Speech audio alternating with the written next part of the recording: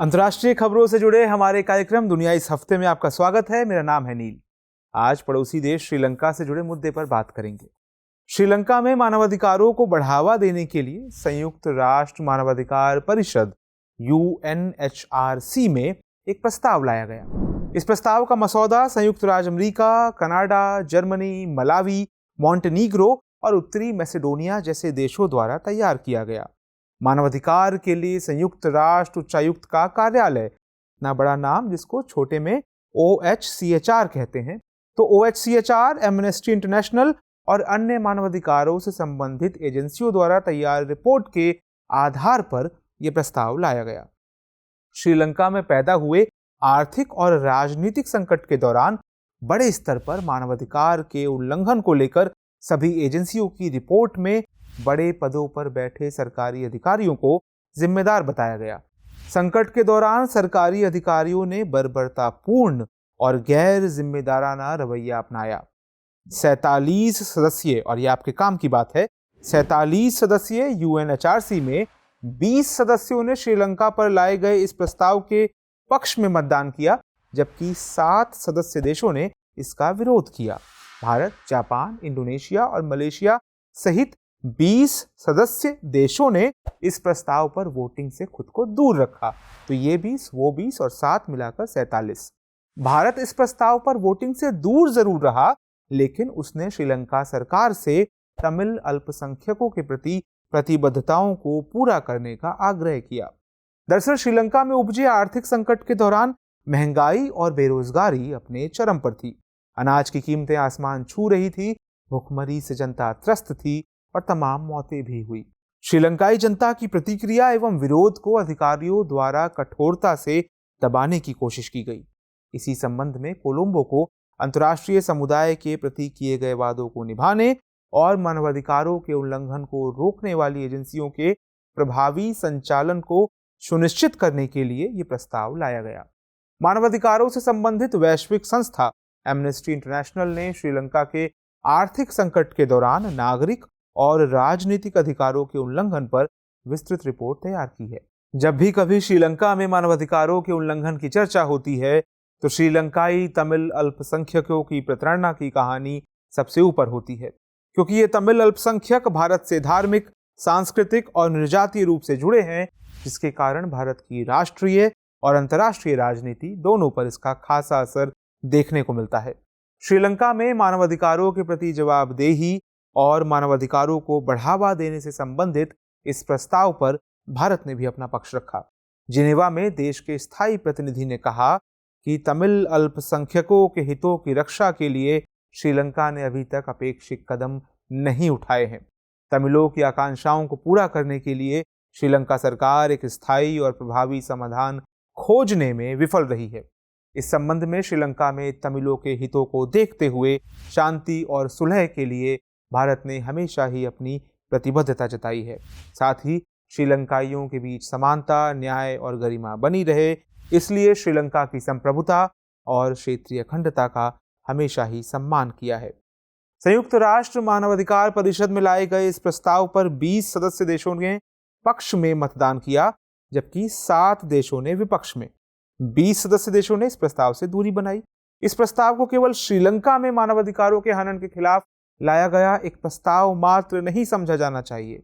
खास नजर से देखा जाए तो ये वैश्विक राजनीति में देशों के बीच ग्रुपिंग, लॉबिंग और बैलेंस ऑफ पावर का कॉकटेल दिखाई देता है।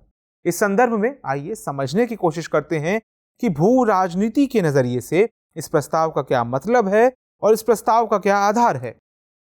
श्रीलंका में मानवाधिकार से संबंधित इस प्रस्ताव के पक्ष में जिन 20 देशों ने मतदान किया है, वे अमेरिका और पश्चिमी देशों के राजनीतिक सहयोगी हैं। समर्थन करने वाले राष्ट्रों में विशेष रूप से अमेरिका, ब्रिटेन, फ्रांस, जर्मनी और नीदरलैंड जैसे पश्चिमी देश शामिल हैं।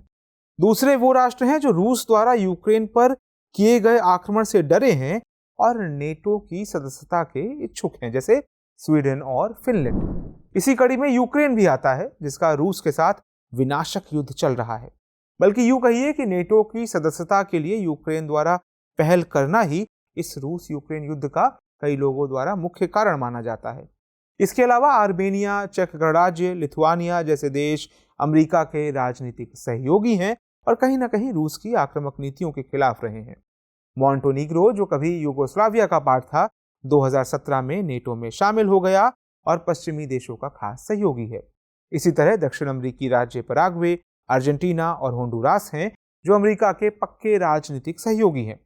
अपवाद स्वरूप एशियाई देशों में दक्षिण कोरिया और अफ्रीकी देशों में मलावी ही हैं, जिन्होंने इस प्रस्ताव के पक्ष में मतदान किया है। 7 और देशों की चर्चा करेंगे जिन्होंने इस प्रस्ताव के खिलाफ मतदान किया है।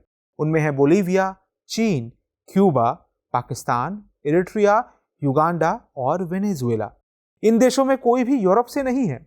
इन सभी राष्ट्रों का या तो अमेरिका के साथ संबंधों में तनाव है या फिर चीन की तरफ झुकाव है। और ये बात किसी से छिपी नहीं है कि वर्तमान में चीन अमेरिका के बीच द्विपक्षीय संबंध कैसे हैं। क्यूबा, जो कि एक साम्यवादी देश है, उसका अमेरिका के साथ शीत युद्ध के समय से ही 36 का आंकड़ा रहा है। दक्षिण अमेरिकी राष्ट्र वेनेजुएला और बोलीविया का भी अमेरिका के साथ विभिन्न राष्ट्रीय हितों के मद्देनजर तनाव बना हुआ है।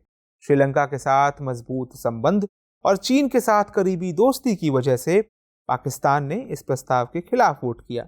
चीन का विशेष सहयोगी होने के कारण किसी भी प्रस्ताव पर कजाकिस्तान अक्सर चीन का ही पक्ष लेता है। दरअसल मतदान में ना भाग लेने वाले राष्ट्रों में केवल जापान ही था, जो अमेरिका का विशेष राजनीतिक सहयोगी है। जापान हमेशा से ही श्रीलंका को सार्वजनिक रूप से शर्मिंदा करने की बजाय आर्थिक मदद देकर सुधार को प्राथमिकता देता रहा है। मतदान से दूरी बनाने वाले अन्य राष्ट्र इस समय या तो अमेरिका और पश्चिमी देशों के खिलाफ हैं या स्वतंत्र और तटस्थ विदेश नीति का पालन करते हैं। डोनाल्ड ट्रंप के काल में अमेरिका का ब्राजील के साथ बेहतर संबंध था, लेकिन बाइडेन सरकार आने के बाद संबंधों में तनाव आया है, क्योंकि बाइडेन प्रशासन पर आरोप है कि वे ब्राजील में वामपंथी दलों को समर्थन दे रहे हैं। गैबोन और जाम्बिया के साथ कैमरून और सोमालिया और नामीबिया जैसे देशों का भी अमेरिका और यूरोपीय देशों के साथ संबंधों में तनातनी है। चीन के साथ यूएई के बढ़ते व्यापार ने उसे अमेरिका से दूर कर दिया है, जबकि भारत और मलेशिया जैसे देश राष्ट्र विशेष के संदर्भ में लाए गए प्रस्तावों पर न्यूट्रल हो जाते हैं। इस संबंध में एक बात स्पष्ट हो जाती है, जितने सारे देशों का हमने नाम लिया, क्या स्पष्ट होता है कि वैश्विक राजनीति मुद्दों से परे विरोध और खेमेबाजी का शिकार है, जिसमें राष्ट्रों की प्राथमिकता मानवीय मुद्दे न होकर विरोधी राष्ट्रों या विरोधी मित्र राष्ट्रों को शर्मिंदा करना है। श्रीलंका के संबंध में लाए गए इस प्रस्ताव की कड़ी आलोचना हो रही है, क्योंकि ऐसा माना जाता है कि अमेरिका और पश्चिमी देशों द्वारा बनाए गए मानवाधिकार का पैमाना विश्व के सभी क्षेत्रों और समुदायों के अनुरूप नहीं है। यूरोपीय राष्ट्रों का पैमाना दुराग्रहपूर्ण व्हाइट मेंस बर्डन थ्योरी पर आधारित है, ऐसा आरोप लगता है।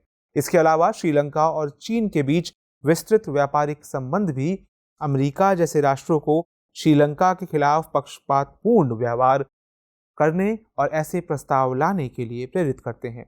इस संबंध में इस बात से इनकार नहीं किया जा सकता कि प्रस्ताव लाने वाले राष्ट्रों को उम्मीद थी कि भारत उनके पक्ष में मतदान करेगा, क्योंकि तमिल अधिकारों के प्रति भारत श्रीलंका के खिलाफ हमेशा ही मुखर रहा है। लेकिन भारत ने तटस्थता की नीति अपनाकर स्वतंत्र और निष्पक्ष विदेश नीति की एक मिसाल पेश की है। तो आज की कहानी में इतना ही। अब नोट कर लेते हैं आज का सवाल। सवाल क्या है? श्रीलंका में मानवाधिकार हनन के संबंध में लाए गए प्रस्ताव की यथार्थवादी समीक्षा कीजिए। तो आज के एपिसोड में बस इतना ही। आपको हमारा ये एपिसोड कैसा लगा, इस संबंध में क्या आपके कोई सुझाव हैं, हमें कमेंट सेक्शन में जरूर लिख के बताइए। हमें आपकी प्रतिक्रिया का इंतजार रहता है। नमस्कार।